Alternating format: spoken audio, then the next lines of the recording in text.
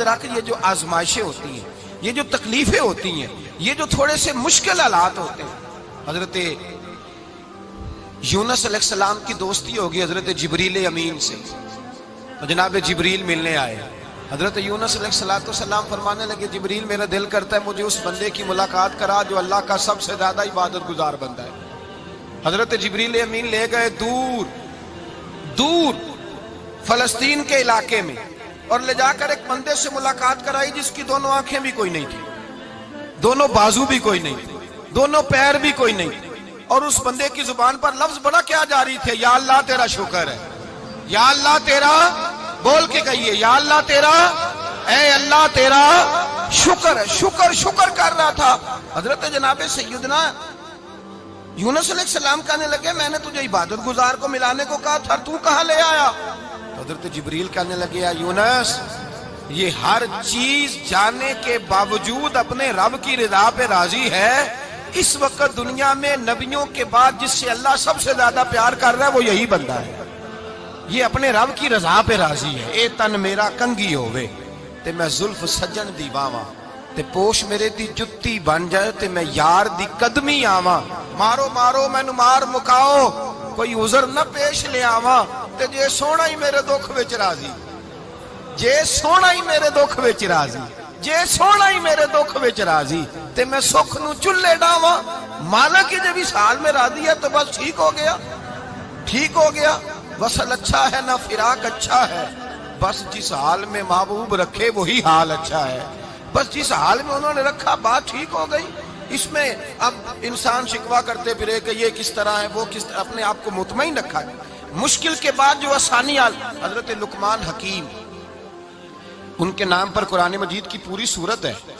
حضرت لقمان حکیم علیہ رحمہ آپ اپنے بیٹے کو نصیحت کر رہے تھے، کہنے لگے بیٹا کو مشکل آئے تو گھبرانا نہیں، کوئی مشکل آئے تو کرے بیٹوں کو سمجھ آ جائے کہ مشکل آئے تو، سمجھ آ رہی ہے بات کی، مشکل آئے تو، اور کیا خوبصورت جملے، بیٹے کو بٹھا کے کہتے ہیں بیٹا چھوٹی مشکل آئے گی تو اللہ بڑی مشکلات آسان کر دے گا، سمجھو چھوٹی مشکلات آئیں تو اللہ نے بڑی مشکلیں اس نے آسان کر دی۔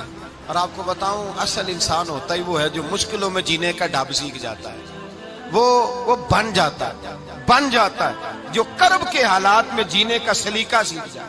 اپنے بچوں کو یہ سمجھانا، حضرت لقمان بیٹے مشکل آئے تو گھبرانا نہیں، بڑی کو ٹال دیتی ہے، وہ نیکی کا اور آسانی کا پیش خیمہ ہوتی ہے، اللہ اس کے بعد آسانی سمجھا رہے ہیں۔ کچھ دنوں کے بعد کہنے لگے آؤ فلاں اللہ کے نبی کی ملاقات کو چلیں، فلاں نبی علیہ السلام سے ملنے چلتے ہیں۔ اس زمانے میں جو نبی تھے ان سے ملنے چلے گئے، بیٹے کو بات یاد تھی، گھوڑے پہ بیٹھے، امام ابن جوزی نے اس کو لکھا ہے، گھوڑے پہ بیٹھے تھے دونوں کے پاس گھوڑے تھے۔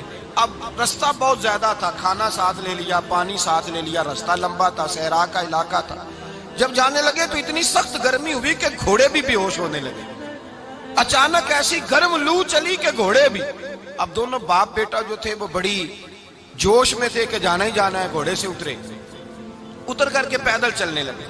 اب پیدل چلتے چلتے ذرا آگے گئے تو گرمی میں جتنا بندہ پیدل چلتا ہے اتنا پیاس بھی زیادہ لگتی ہے، تو پانی پیتے رہے، کھانا کھاتے رہے، کھانا پانی بھی ختم ہو گیا۔ تھوڑا آگے چلے نا تو اس قدر تکلیف بڑھی کہ حضرت جناب لقمان کے بیٹے کے پیر کے اندر ایک ہڈی پیوست ہو گئی، اتنی بڑی ہڈی تھی وہ اندر ہی چلی گئی، پیر خون کے فوارے گرنے لگے، بیٹا بے ہوش ہو گیا۔ حضرت لقمان اس کے سرانے بیٹھے تو بیٹا تھا نا، آنکھوں میں آنسو آ گئے۔ بیٹے نے آنکھ کھولی تو کہنے لگا ابا جی آپ تو صبر کرنے والے ہیں، آپ رو رہے ہیں۔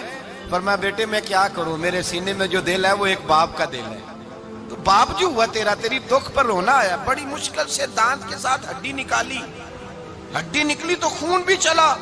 صاحب زیادہ کہنے لگا حضور آپ نے تو کہا تھا ہر مشکل کے بعد آسانی ہوتی ہے، اور چھوٹی مشکل دے کے اللہ بڑی سے بچا لیتا ہے، تو ہم تو اچھے کام چلے تھے، مشکل پہ مشکل، مشکل پہ مشکل، یہ کیا ہے؟ حضرت لقمان کہنے لگے بیٹا نہ تو رب کی حکمتوں کو جانتا ہے نہ پوری طرح میں جانتا ہوں، لیکن جو میں نے کہا تھا وہ بات سچی ہے۔ فَإِنَّ مَعَ الْعُسْرِ يُسْرًا إِنَّ مَعَ الْعُسْرِ يُسْرًا، اللہ ہر مشکل کے بعد آسانی عطا فرمائے گا، اور فرمایا میرا ایمان ہے کہ ضرور عطا فرمائے گا۔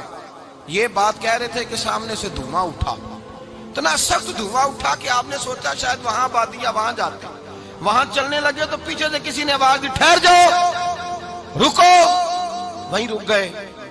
تھوڑی دیر گزری تو کہا رک جاؤ. جب رکے تو ایک بولنے والا بولا، کہنے لگا تمہارے لیے تھوڑی دیر کے بعد جانوروں کا بندوبست کر دیا جائے گا، کھانے کا بھی بندوبست ہو جائے گا، بچے کا پیر بھی صحیح ہو جائے گا، چلے جانا لیکن ذرا ٹھہرو.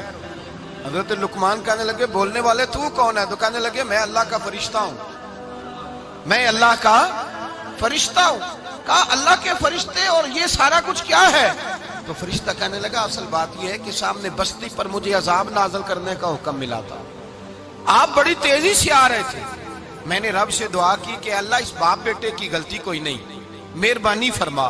رب نے پہلے آپ کو صحرا میں الجھایا، پھر میری دعا کی برکت سے آپ کے گھوڑے ٹھہر گئے، پھر میری دعا کی برکت سے آپ کا پانی ختم ہوا، پھر میری دعا کی برکت سے آپ کے بیٹے کو زخم آیا، پھر میری دعا کی برکت سے سامنے سے دھواں اٹھا. فرمایا یہ جو تمہیں مشکل پہ مشکل آ رہی تھی یہ تو میرا رب تمہیں عذاب سے بچانا چاہ رہا تھا، یہ جو تمہیں مشکل پر مشکل آ رہی تھی تو میرا مالک تمہیں عذاب سے بچا رہا تھا، تم سمجھ نہیں رہے تھے.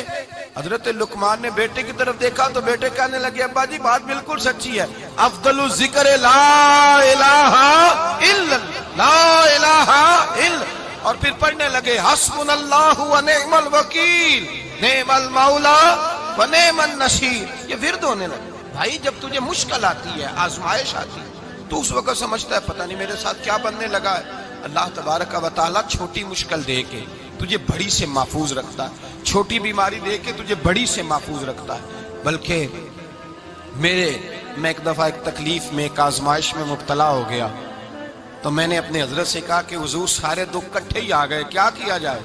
تو آپ فرمانے لگے بڑے خوش نصیب ہو، جوانی میں اللہ نے دکھ دے دیے، بڑھاپے میں آئے تو برداشت نہیں ہوتے، یہ تو بڑے وقت پہ آ گئے، شکر ادا کرنا چاہیے، اس زمانے میں برداشت نہیں ہوتے، اب آسانی ہے، ان کو برداشت کرو، ہمت کرو. میرے بھائی یاد رکھیں آزمائشیں تکلیفیں آپ کو بڑا کرنے کے لیے آتی ہیں.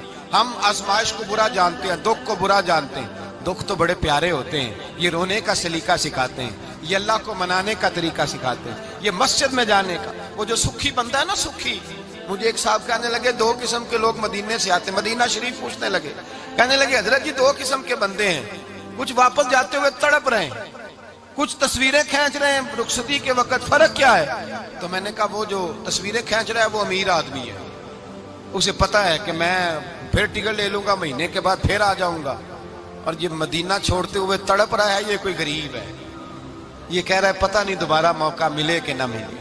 یہ دکھی ہے، یہ آزمائش میں دکھی. سکھی بندہ تو مکے جا کے نہیں روتا، وہاں بھی کھڑا ہے ڈٹ کے کھڑا. دکھی کوئی نہیں تو روئے کیسے؟ روئے کیسے؟ دکھیے دی گل دکھی آئی جانے، دکھیے دی گل.